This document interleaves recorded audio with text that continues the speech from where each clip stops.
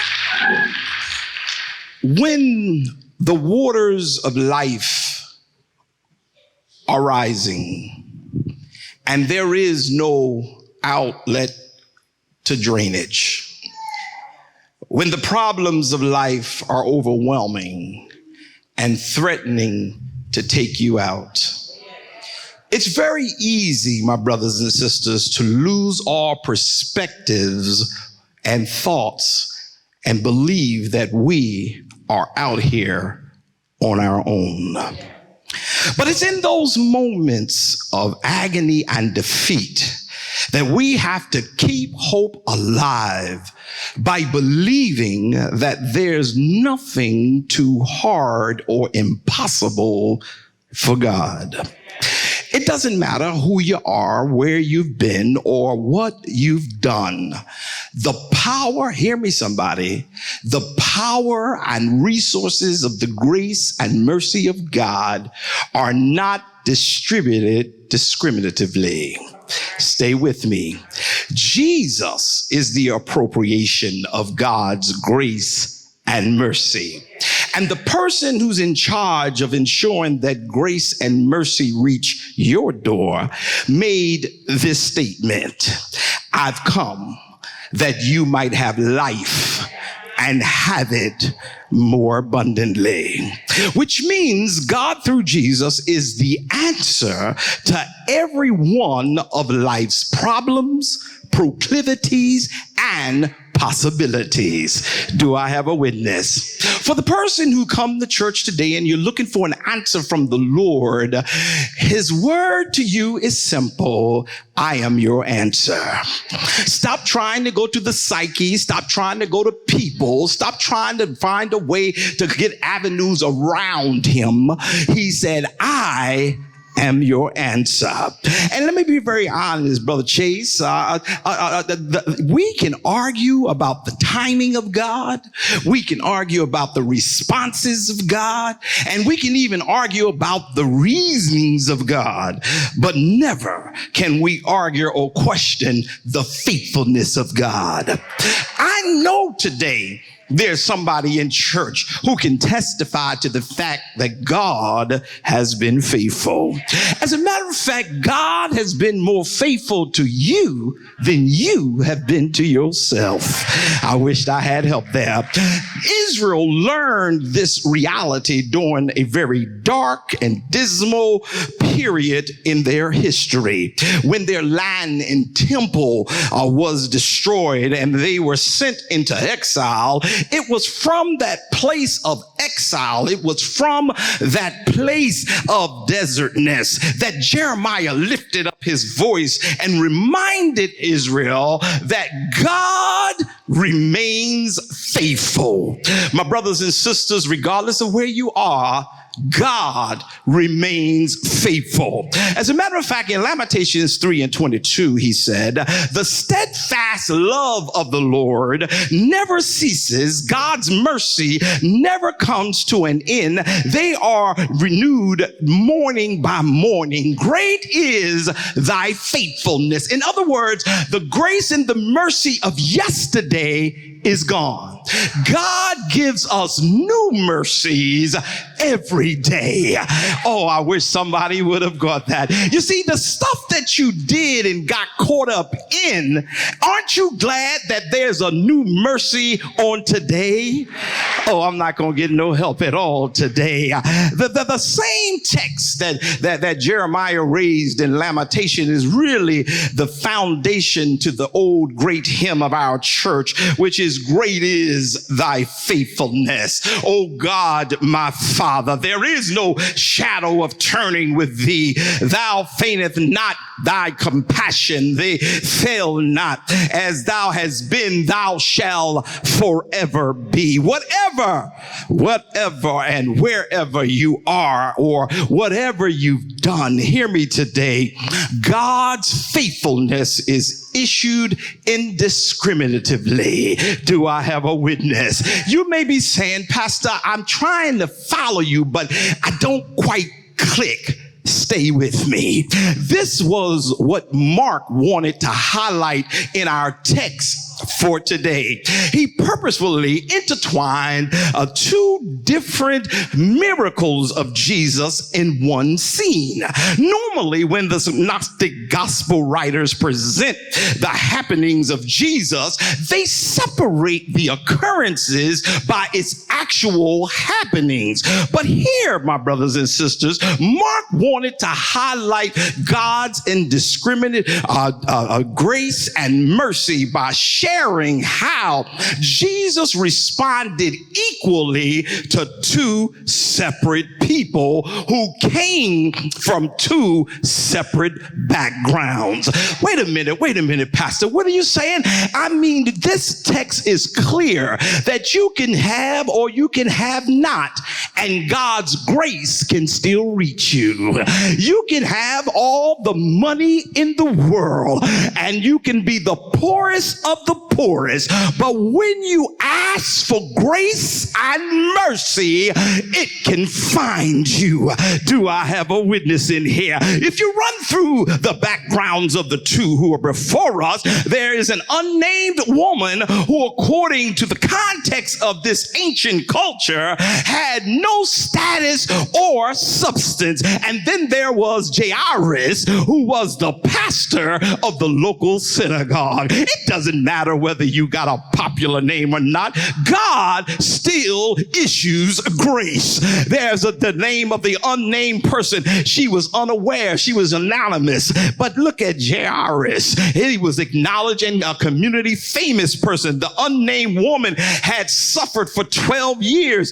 Jairus' daughter was only sick for a few days before she took ill. And when she took ill, it was the first time, according to my study, that she was ever sick. This unnamed woman was sick for 12 long years. But listen, we don't know when God is going to respond to our prayers, but what we do know, he's going to respond.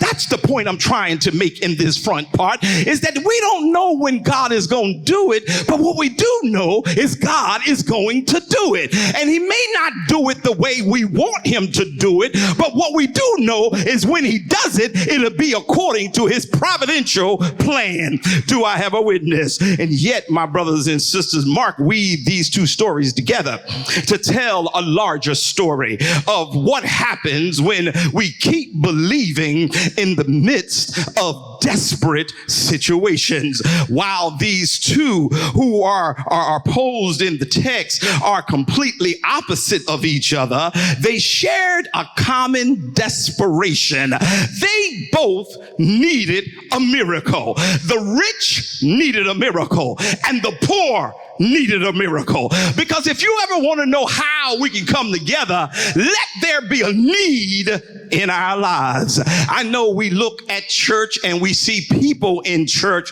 and we tend to say this one is blessed and that one is blessed based on what you see they have. But what I love about God is God doesn't look at what we have. God looks at what we need. Oh, I'm not going to get no help at all today. Listen. Jairus was a powerful religious leader, but both of them were caught between a rock and a hard place. And in their mutual misery, they decided to reach out to Jesus for help.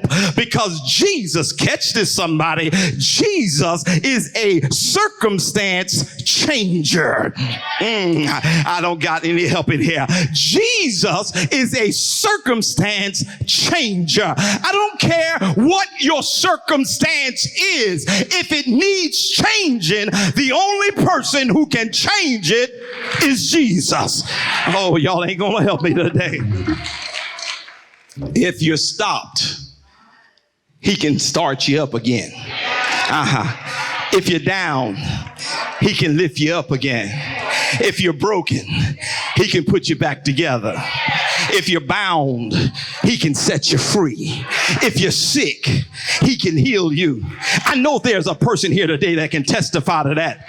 Jesus changes the circumstances of our situations in life, which means giving up, walking away, throwing in the towel in the middle of a burden is unacceptable. You have to keep believing. What you believed in the day, you're going to have to believe at night, because God can do anything but fail. Do I have a witness in here? So here's the question. In what moments of our lives are we employed to keep believing God? At what points in our lives? First, in the face of delay. Come on, look at your neighbor and say, in the face of delay. A delay doesn't always mean denial. Do I have a witness? Just because it hasn't happened doesn't mean it won't happen. Sometimes we have to wait. The woman suffering with an issue of blood had to wait 12 years. No doubt she lived through medical promise after medical promise, and she got no better. In fact, the text testified that she grew worse. My brothers and sisters, hear this. There's a weight to have to wait. Oh, y'all slow today. There's a weight to have to wait. There's a W-E-I-G-H-T to have to W-A-I-T. Brothers and sisters, if you're not with me today, you're just going to be lost, because there is a heaviness in order and waiting on God to do something. When things happen in our lives, we are looking for God to resolve them right now. But every now and then when we pray, every now and then when we talk to God, he don't always answer instantaneously. Sometimes he tells us to wait. And I know there has to be a person in here today who can testify that you have been praying for some stuff in your life and you don't know when God is going to do it, but you learn the art of waiting, because you know that if God doesn't do it now, that means it's not his will. But you're going to wait until his will is done in your life. Do I have a witness in here? Bishop Vastas McKenzie once said that trouble may not last always, but trouble do last. My brothers and sisters, we will have troubles. We will have trials. We will have tribulations. But listen to me. You have to wait on God. Do not allow what you're going through to interrupt your believing God. The devil like to throw stuff at us and get us anxious and nervous. But God is saying, I don't want you to give up on me. I want you to keep believing me, Believe me through the tears. Believe me through the hurt. Believe me through the disappointment. Believe me through the sickness. Believe me. Do I have anybody in here who have made up your mind? I'm just going to believe God. I don't understand the situation. I'm just going to believe God. I don't know what's going on. I'm just going to believe God. I don't know where it's taking me. I'm just going to believe.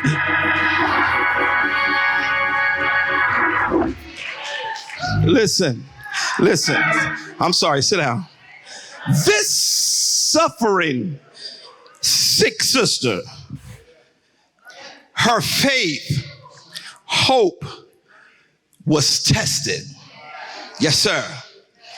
She was stretched to the point of breaking.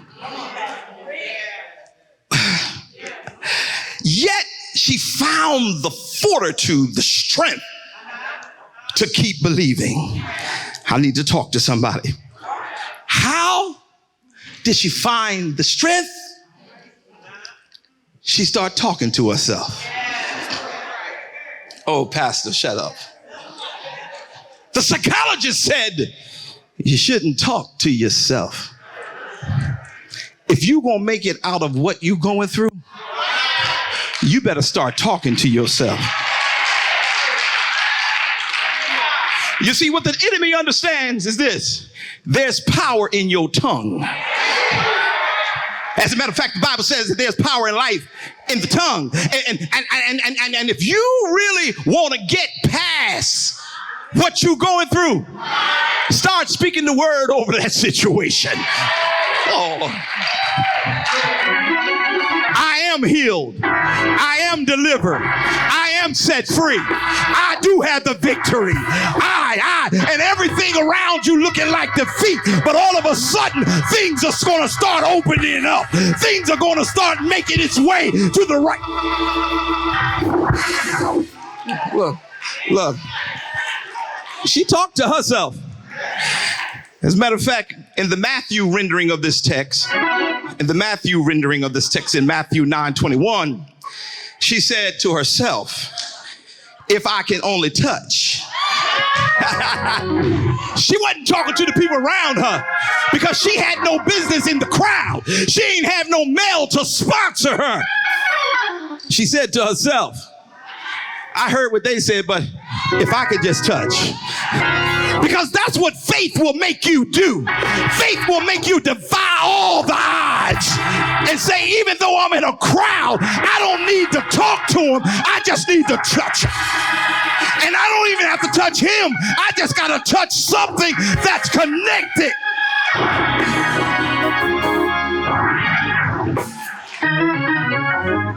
With nobody else to talk to, she had a conversation with herself.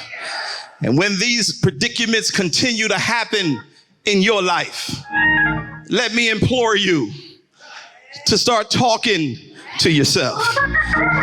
You got to speak positive to yourself. You got to talk yourself up when people are talking you down. You got to tell yourself, I can, when all the facts are saying you can't. You gotta tell yourself, I will, when everything is saying you won't. Because what you learned is this: there's nothing too hard for my God. And if God gave it to you, God is gonna bring you through it. Do I have a witness in here? If we're going to believe and keep believing, we got to be like this woman in the text. We're going to have to learn how to talk to ourselves. But then I couldn't stop there and go to my next point, because it was interesting about Jairus also had to grapple with delay. Now watch this. Language couldn't express his gratitude over Jesus agreeing to go to his house to heal his daughter. Stay with me. Naturally, he wanted to get his daughter healed quickly.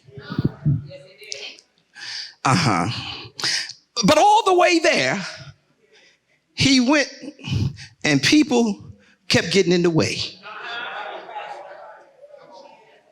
See, I don't want to think about preaching at the 9 o'clock, the 11 o'clock is that I want to make sure you get it. Jesus, my daughter, is sick unto death. Now, any of you who have children and love your children, you know if anything happened with your children, you are serious. A person who don't even fight, mess with their children, a fight is about to ensue. My daughter needs you, and Jesus agrees. Okay, I'm gonna go to your house and we're gonna take care of your daughter. But while walking to his house, a crazy crowd start gathering around him. And in the crazy crowd was a crazy woman who was contaminated. Hold it. 12 years bleeding. Jesus, don't forget, we gotta hurry up, Jesus. Move it along, Jesus. Move it along, Jesus. Don't worry about her. He said, hold it. Something happened just now. I know, you gotta come on. We gotta get to my daughter's house. No. Something just happened.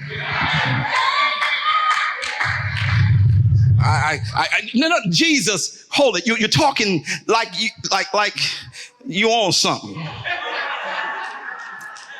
All of these people are pushing and all these people are moving, and you say something just happened. Somebody just touched you. Thousands of people have touched you. He said, no. Because here's your word, somebody. When you truly believe and have faith in God, it's not about a physical touch. It's about a connection with the God who you serve. But he's on his way. Okay. He's on his way. And there's delay after delay. But check this out. During the delay, the unthinkable happened. Now he moving slow, but the unthinkable happened. The people from Jairus' house got word to Jairus that your daughter died. For a non-believer, that's sad news. For people who don't have faith, that's sad news. Verse 35 of the text says, while Jesus was still speaking, somebody touch me. Oh, somebody touch me. Oh, Lord, somebody touch me. Must have, oh, y'all know that? Y'all too.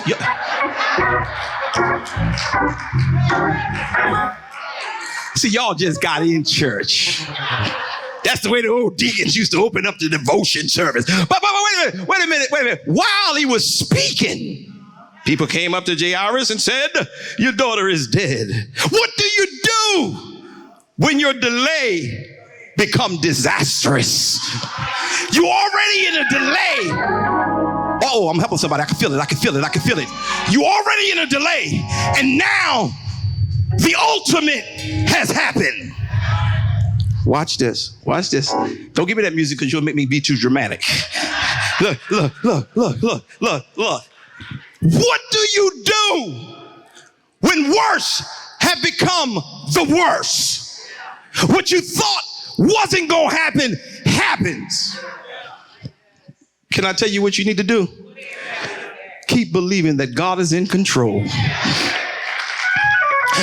Problem as people of God is that we only stick with God when we get our way. But God is saying, if you don't get your way, still believe me, still trust me, still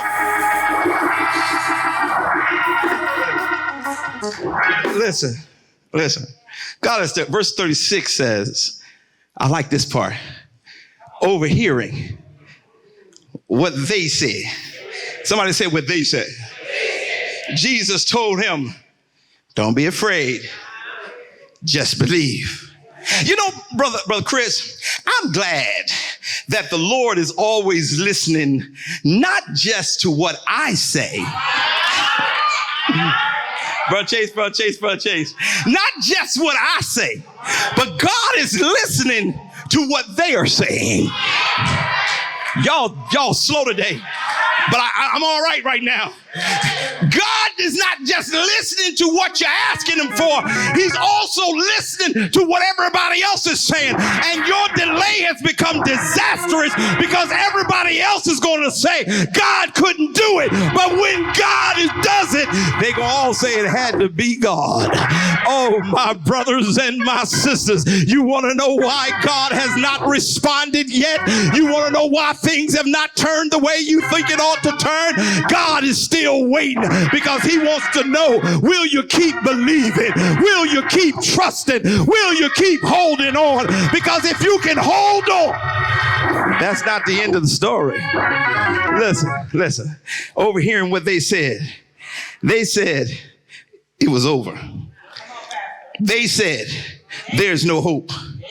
They said walk away. You wasted your time. They said he can't help her now. They said, I told you so. But the text says, overhearing what they said, Jesus spoke and said to her, still keep believing. Why? Because you never need to hear them when you're walking with him. I didn't land it like at the 9 o'clock, but I'm going to throw it out there again. You never need to hear them when you're walking with him. Brother, sister, wake up. Please hear what I just said. You don't got to worry about what they're saying. Just know what God says. You ain't got to worry. The enemy has somebody trapped. The enemy has somebody trapped. The enemy has somebody trapped. And you still believe in the lies that you've been told. You still believe in the circumstance that you find yourself in. But God is saying, get up and believe me. Because if you can believe me, I can heal, I can deliver, and I can set free. My brothers and my sisters, hear me today. Don't get trapped. Don't get trapped. Don't get trapped in disbelief. I don't care how it looks. God is still able. I don't care how it looks. God is still able. Look. Watch this. Whatever you're facing, it may be over your head, but it's still under his feet. I'm trying to throw this stuff at you on purpose. Whatever you're experiencing, it may be over your head, but it's still under his feet. He's in control. Could you just help me with your neighbor real quick? Matter of fact, don't say nothing to your neighbor, because you're getting on your neighbor's nerves. And you're not getting on your neighbor's nerve because your neighbor is mad at you, but you're getting on your neighbor's nerve because the devil is angry. Because you're speaking life into them. But I need you to talk to yourself. And I need you to say to yourself that God is still in control. I don't know what you're going through. I don't know what's happening in your life. I don't know what they said to you. I don't know what you're facing. But God said, I'm still in control. It may look like you're about to lose, but you can't lose because God is still in control. Do I have a witness in here? Let me move it a little bit. I'm thoroughly convinced. I'm sorry, I gotta take a break right here. I'm almost ready to shout. I'm thoroughly convinced after all the times I had to wait, and then when I came out of my waiting stage, what God did for me. I'm thoroughly convinced after waiting for this and waiting for that. We waited 11 years for that little girl over there. I want to tell somebody who is going through something and you're in a waiting stage. God said, keep waiting, because if you keep believing, I'll turn it. Let me give you my next point. Oh. Not only must we keep believing in the face of delay, but also in the face of difficulty. All right, this is the teaching part of the message. Okay.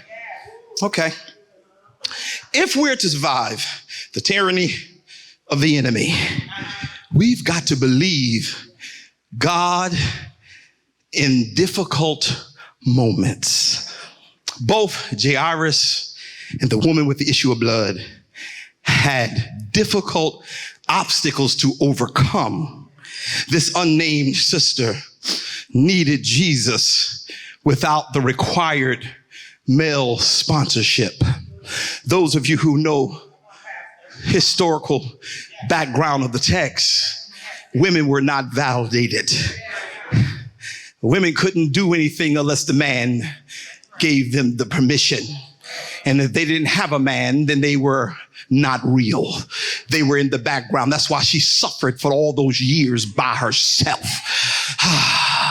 I was getting ready to start preaching in that one area because some of you have allowed that tradition to keep going. You waiting on a man to validate you. You waiting on a man to find a way to make sure that you can be known. Way with the devil. I don't need nobody but God. Do I have anybody in here? I'm trying to break somebody loose. You still waiting on the pastor to come pray for you. You still waiting for the deacons to come see you. I don't care if nobody comes see me. I know how to talk to God on my own. Do I have a witness in here? But I'm just trying to give you the background. I'm sorry. Got to bring myself in. When you're dealing with these type of stories, but you gotta handle it right. Listen. She had already been lied to by medical specialists in town. The religious people had restricted her from participation in worship. That bothers me too. We put people out of church. If you put them out of church, where they going? Well, they sinned. You sinned too. Uh-oh. Not me. You must not know when I speak in tongues, the Lord hears me. And the Lord is telling me to tell you, stop speaking in tongues and start speaking in English.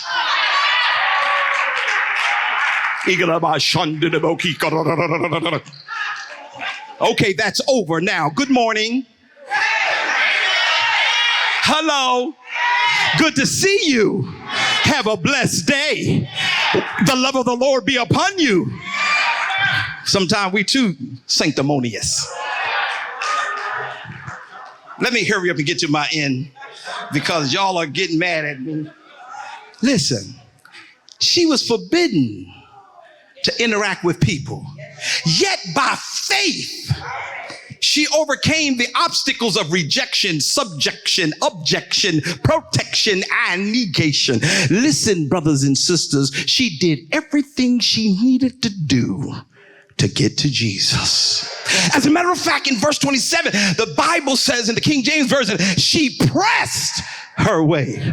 Oh, this is when I start preaching crazy at 9 o'clock. I don't know where you are, but sometimes you got to press past your feelings. Sometimes you got to press past your hurt. Sometimes you got to press past your disappointment. You got to learn how to press. Anybody know anything about pressing today? Anybody know anything about pressing? I don't feel like it, but I'm going to press. I don't know how God is going to do it, but I'm going to... The text says in the 27th verse, it says she pressed her way. And it wasn't easy because she had to get through a whole lot. Nobody was counting on this woman to be healed. They were pushing her back, telling her, you ain't got no business being here. Get out of the way. Jesus is too important. But one thing she made up in her mind, yes, Jesus is important, but he cares about me. Brothers and sisters, I don't care who you are, if you the drunk, if you in the crack house, I don't care where you are, Jesus cares about you. You're still living because Jesus cares about you. Don't you ever believe that God doesn't care about you. If he didn't care about you, you would be dead and gone. If he didn't care about you, you would have been sunk up a long time ago. But because he cares for you, you're still here. But not only was it not easy for the woman with the issue of blood, but also for Jairus, excuse me. We pronounced it wrong so long until I almost started doing it. It was hard for him. Y'all, stay with me. Stay with me.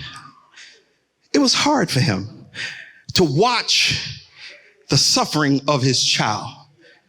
Yesterday, while we were at a tournament with Ashley, Rosa, and I, and the coach sent for Rosa because Ashley had hurt her hand.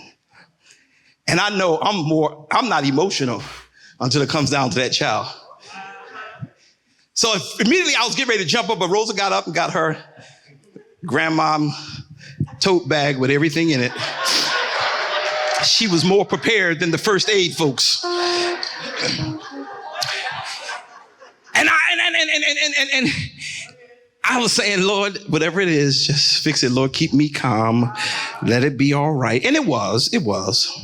I bring that to bring you to the place that it was hard for Jairus to see his child suffering and about to die. Do I have a witness? But when his daughter's life was threatened to a place where he couldn't handle it, he had to do something. Back up, Pastor. Back up, because you forgot the front part. Jairus was a member and the ruler of the local synagogue. Stay with me. He was a member of the elite men who supervised Hebrew sacred law throughout Galilee. Stay with me. He was responsible for the regulation of religious regularities. Couldn't get the words right. Okay. And he was a Hebrew regulator. Listen, what does all that mean? That means he really didn't believe in Jesus.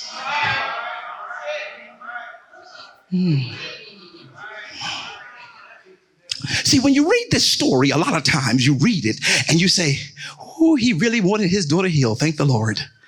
But it was difficult for him because what he preached in the pulpit wasn't what he did. Jesus wasn't the Christ. He was a teacher.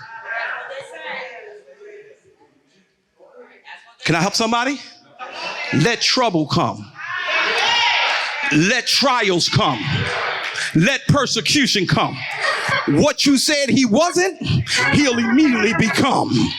I'm gonna let that marinate on you for a minute. Listen. He was the one who would get up and talk about this new rabbi, this new young buck going through the streets, calling himself healing people. Don't y'all believe that lie? He was the one who did not believe and trust Jesus to be the Christ, the Son of the living God. He was in charge of the regulations to ensure that if those who tried it would be denounced from the Hebrew tradition until his daughter got sick. When his daughter got sick and nobody could help him. Brother Chase, I told him at 9 o'clock, faith comes by hearing. Not by practicing certain things. Faith comes by hearing. Stay with me. He didn't believe Jesus, but he heard about him.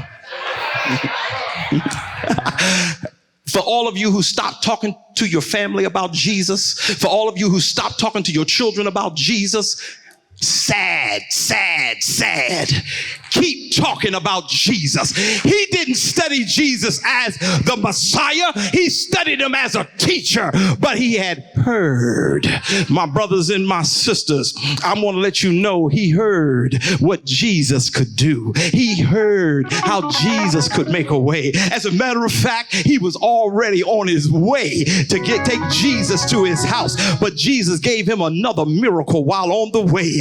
This woman who had an issue of blood, not only did he hear that Jesus could heal, but he saw what Jesus could do, and he continued to go and walk and go and walk. But then the people start murmuring.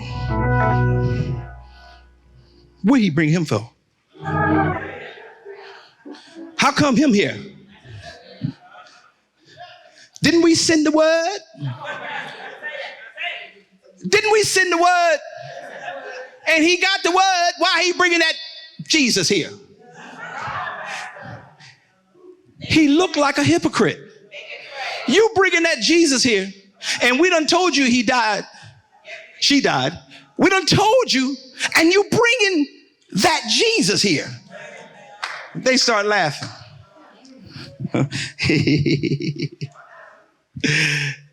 What's going to happen now?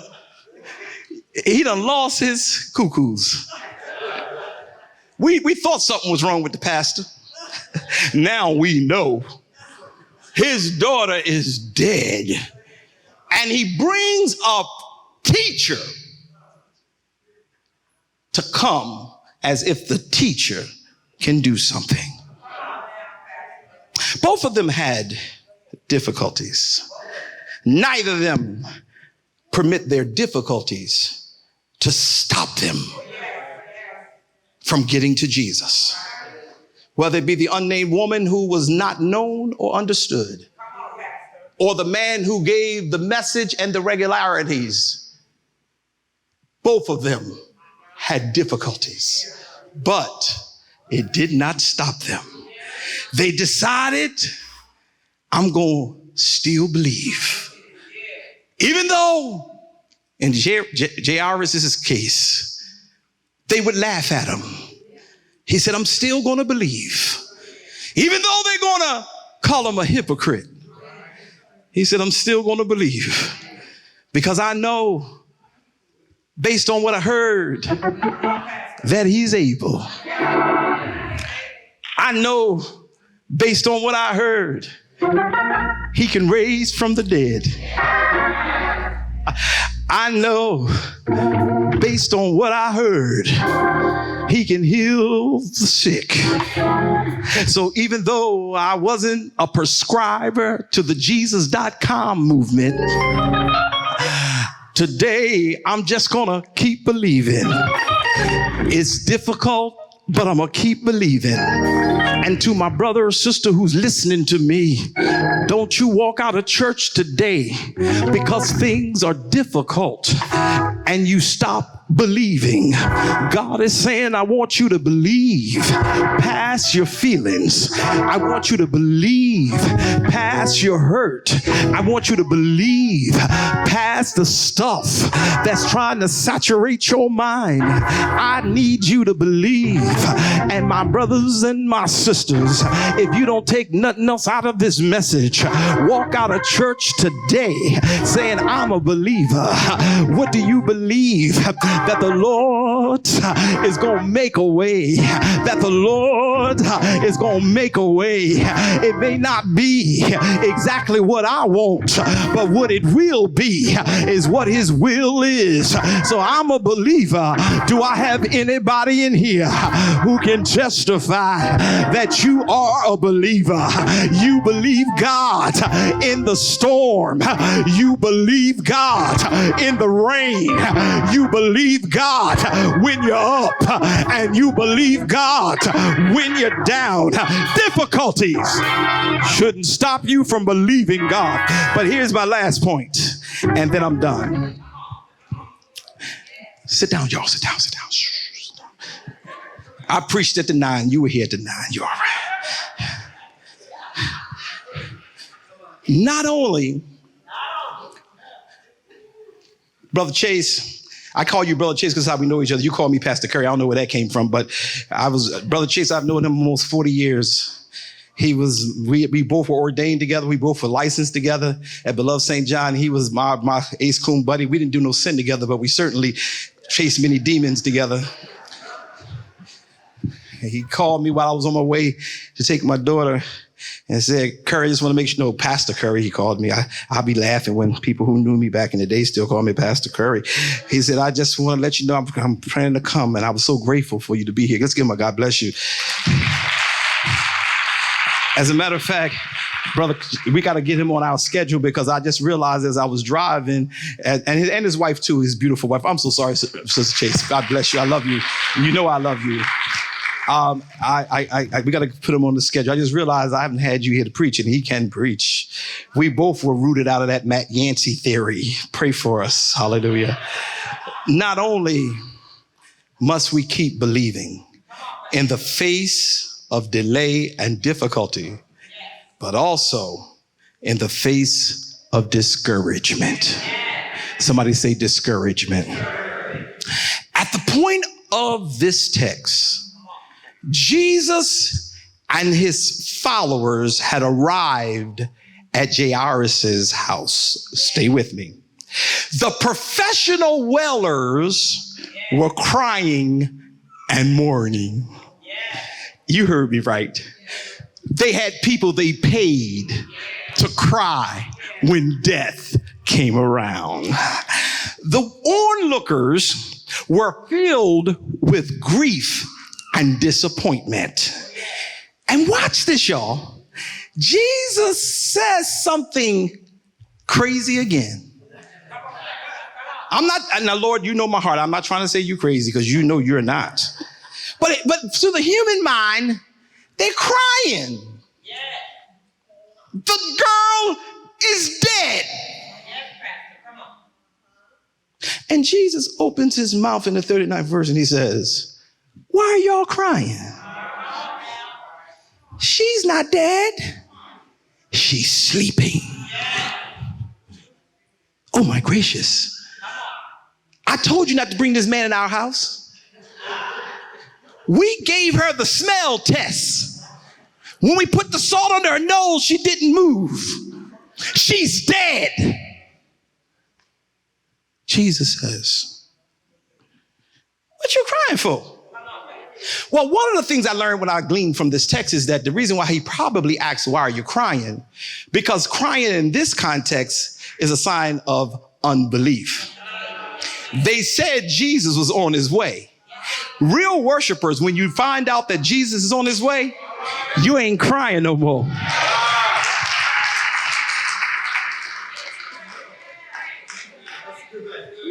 are y'all crying? She's not dead. Yes, she is. We saw her when she shook the last time. She's dead. Let me help somebody. Watch this. Only Jesus has the ultimate authority to reinterpret our reality.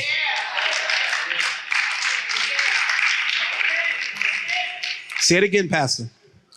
Only Jesus has the authority to reinterpret our situation. Now listen to me carefully. Jesus has a holy habit of disrupting dysfunction, disease, and death. Jesus reorders plans and procedures in according to his purpose for our lives. The text said, she's dead. But Jesus said, she's not dead. Did you see how he reinterpreted it for them? Regardless of what you're going through, Jesus can reinterpret your reality. Your reality is based off of your sense. But God is saying, if you can believe me, oh God, help me, Jesus. Help me, Jesus. Listen to be careful. The text said, she's not dead. She's sleeping. In other words, what it looks like is not. She ain't dead. She's still alive. Yeah. Stay with me, Lord. Stay with me, Lord. Listen. Which means the period at the end of their sentence had been replaced with a comma in God's book.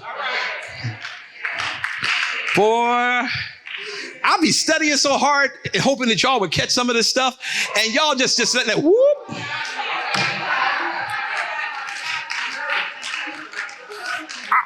me do this for you. Let me do this for you. Let me help you out. For all of y'all, you know we got all kinds of social media, right? So what I want y'all to do is I want y'all to come to church and go back home and listen to the message after this is over. Because see, y'all be trying to write down notes and you be missing stuff. I want you to understand it.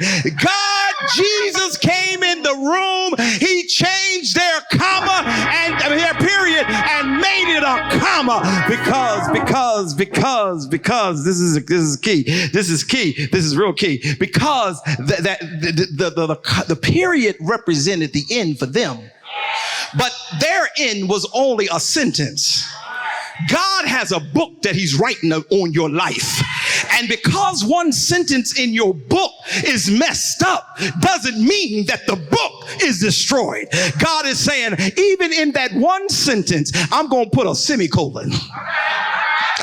Y'all didn't catch it. I said a comma at first, but now he's saying, I want to change it from a comma to a semicolon, which means forget about what's in front of it, and I need you to pay attention to what's to come. Oh, help me, Holy Ghost. Listen, somebody who's discouraged today, somebody who's down today, somebody who don't know what to do today, let me help you. I want you to understand that God has put a comma, a semicolon, a colon in your situation. And what he wants you to do right now is to rise, shine, and give him glory.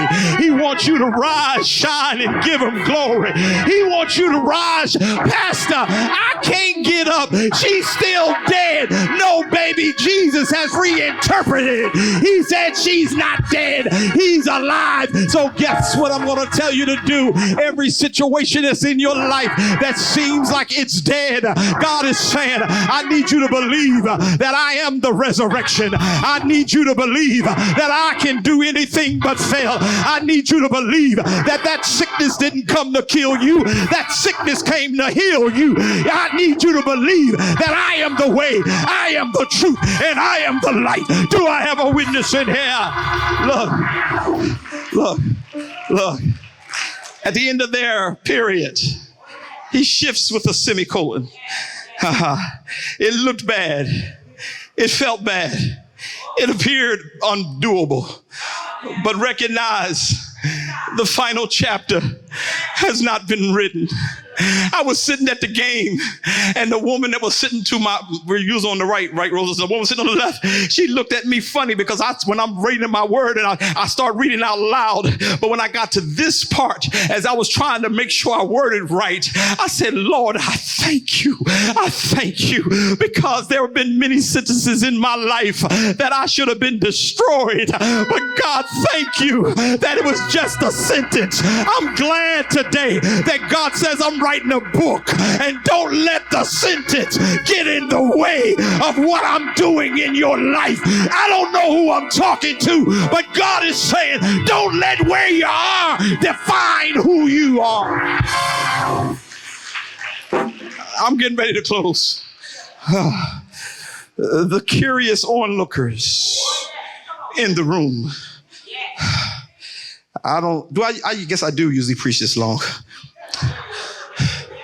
Okay. The curious onlookers in the room, they were murmuring. But verse 40 says something. It says, while they were murmuring, because you got to learn how to put some people out. Verse 40 says that Jesus put them out. Now, a couple of weeks ago, I started slamming that door over there telling you to shut some people out of your lives. You got too many negative people in your life. You got too many people who lording over your life, in your life. You got to get emancipated. Jesus came to make you free. Stop depending and making sure everybody else stays above you before you can get your space. Listen to me carefully. Jesus put them, they were laughing. They were giggling. They were doubtful. But I need you to know this. Everybody who's currently with you, we're not intended to always stay by you. They came for different reasons, and he put them out. And when he put them out, he told the mama and the daddy, this is your child. I ain't gonna put y'all out. I'll tell you what I want you to do. Take me to the girl. Went over to the girl and he said, Takuma live. That's Greek for dead girl, get up. My brothers and my sisters, I know I can hear Jesus is saying to the little girl in that state that she was in, said the death has gripped you, but I need you to get up. I know that they prepped you for the cemetery, but I need you to get up. I know that they wrote you off and they wrote you out, but I need for you to get up. They said that you would never survive anymore, but I need you to get up. And whoever I'm talking to, God sends a word to you. Get up. Stop allowing discouragement to keep you down. The devil is a liar. I'm going to get up because greater is he that's inside of me than he that's in the world. Get up. Come on, somebody, and say, get up. Say it to yourself. Get up. Get up. Don't let your troubles get you down. Get up. And the text says that she got up and started walking around. Just think about it. She was dead. But then when Jesus spoke over her life, that's a word for somebody in here. When Jesus speaks over your life, every dead thing gotta get up because Jesus is all powerful. Yeah. Sometimes, my brothers and sisters, before it gets better, it's gonna get worse. But please note, if Jesus is with you, he's more than the whole world against you. Get up, rise up. Don't let your troubles keep you down. Jesus told this girl in her dead state, get up. And if Jesus can tell her to get up, here's your word. Get up. Don't sit no more. Get up. Don't cry no more. Get up. Don't weep no more.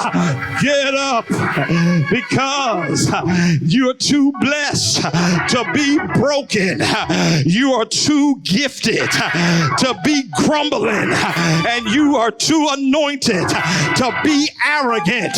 God is saying, I want you to get up. I want you to shake yourself. The text says she got up and her mama and her daddy start being in awe. Oh my Lord. Oh my gracious. God is telling you to get up, not for you, but for the people who are around you. They need to see what God can do, how God can heal, how God can deliver, how God can set free. Do I have a witness? Get up, get up, get up, get up, and don't let the devil get the victory. Stand on your feet, everybody.